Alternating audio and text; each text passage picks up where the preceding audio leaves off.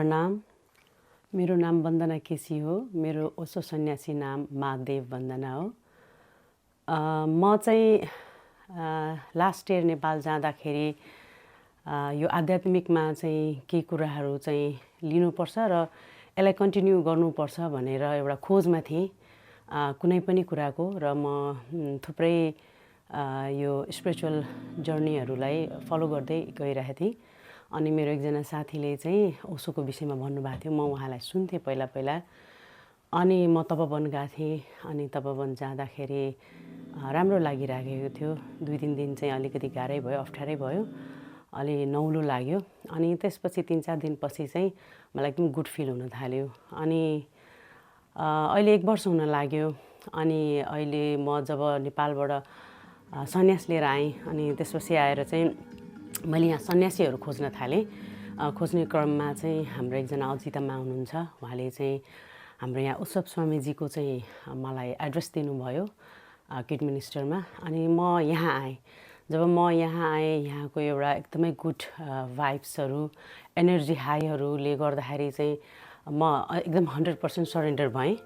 अनि त्यसपछि चाहिँ मैले एकदमै छोटोमा भन्नुपर्दाखेरि बुझ्दा के रहेछ भन्दाखेरि बाहिरी कुराले हामीलाई जति नै सुकै कुराहरूले हामीले प्राप्त के पनि गर्न सक्दैन रहेछौँ। खुसी भनेको चाहिँ भित्र आफैमा हुँदो रहेछ। जस्तो बुद्धको भनाइ अपोदिप भव, त्यो चाहिँ आफैमा खोज गर्नुपर्ने रहेछ। त्यही खोज्ने क्रममा छु, स्टिल पनि यही जर्नीमा छु।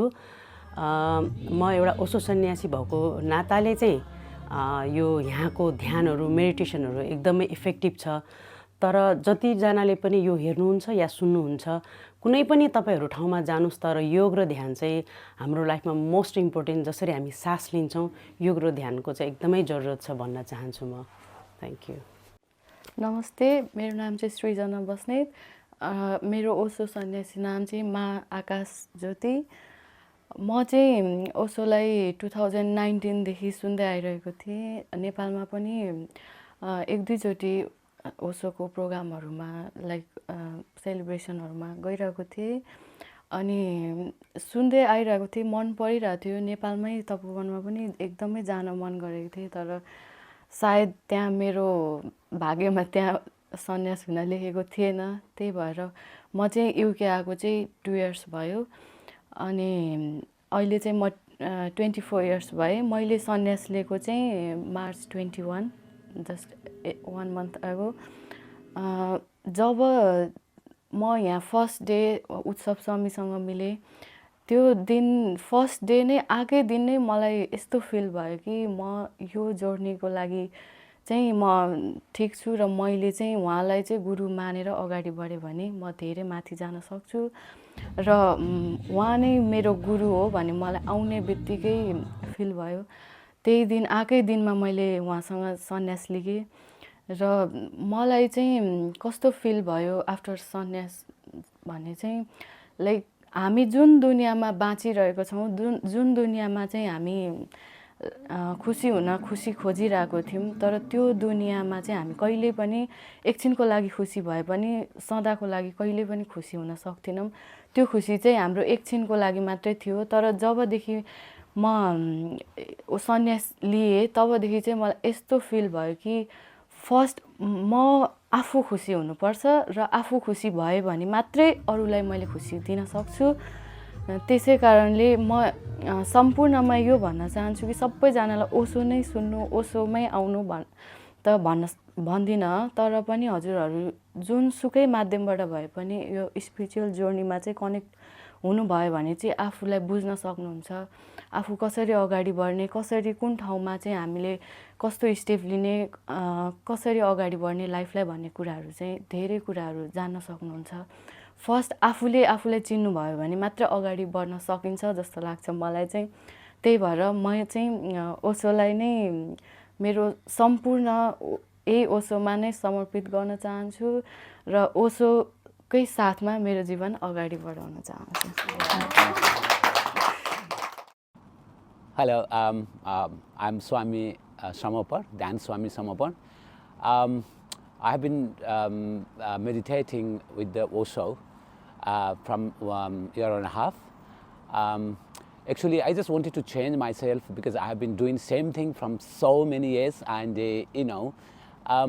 somewhere I was just lost, and I wanted to transform myself in my lifetime as well. And then last year I just went to the Tapoban just for a holiday, basically, at the beginning days. Yeah, and when I was staying couple of days, then I realized there is it's a supreme power. I feel it, and then once I started meditating with all the teams over there, basically, then I feel myself different.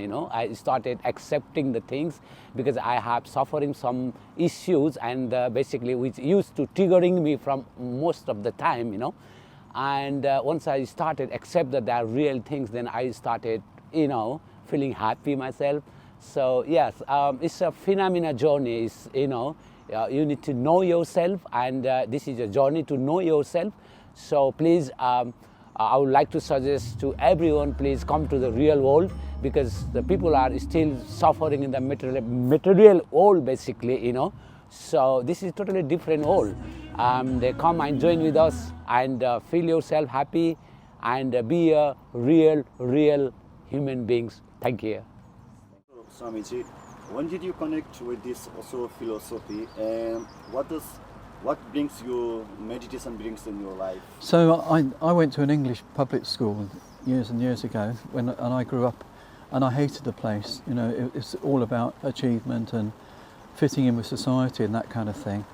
And then it didn't resonate with me at all. So I was lucky enough to kind of find Russian literature, like Turgenev and Tolstoy and Dostoevsky and people like that, and they were and Mikhail Sholokokov, and they were all talking about being true to yourself. And the whole of English society doesn't work. When I say English, the traditional English society, it doesn't kind of work like that, because they all live on the make-believe that we're all part of the society, and they all want everybody to be hooked into a religious belief system or a political system that is completely contrary to my thinking at that time, and it still is actually.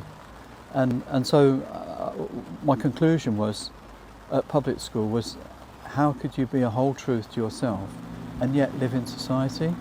Because the society doesn't believe in truth, not the majority of it anyway. That's my experience, and I thought, how can so as a seeker, I became a seeker then, and I didn't know that at the time, but I had inclinations, because on the way to the residential house where I lived, there was this white chalky path. It's in Derbyshire where I went to school, and every time the full moon came out, the moon shone on this shiny path, and I'm thinking, this is kind of like something happening here. So anyway, eventually I left the school and I went into mainstream working, because I had to earn money, obviously, in England. And then I met some lovely people, quite close by actually, through a reenactment society, and they were into very alternative thinking, and similar to Hinduism in a sense. When you talk about Maya, the illusion, and all this kind of thing, and finding yourself, and one day they went to a shop in the town where I lived in Northampton, and they saw this picture of, they were looking for a Buddha, a guru, and there was this picture of Osho or Bhagwan Sri Rajneesh on the book, and they fell in love with him, and afterwards I fell in love with him also, and followed their link and pathway, and within a year I took my sannyas here in Birmingham. Well, this is Kidderminster, Birmingham down the road, funny enough, so it's all kind of like a big circle, and so I went on my journey with Osho or Bhagwan Sri Rajneesh. I went to the ranch for the festival times, and that was an incredible experience, because out of a semi-desert over pasture, over what's the word, farmed area, which was like a desert.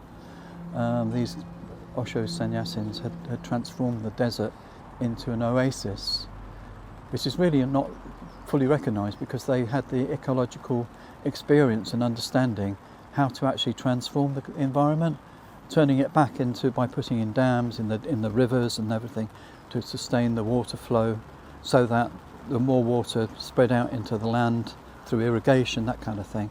And so they turned the oasis, the desert, into a beautiful place where the animals started to come back and all that kind of thing, which had never been recognised. And then they had this organic farm, truck farm they called it, and yeah, it was just, you know, so they were growing food for about 5,000 people. So it's just fully sustainable. Anyway, I started just going for the festivals because, you know, I was still working then, and 10 days in Rajneeshpuram, and that was just an amazing experience for me because I got the opportunity to meet Osho in person, and when you meet a live Buddha, everything gets turned upside down because it is. It is, you know.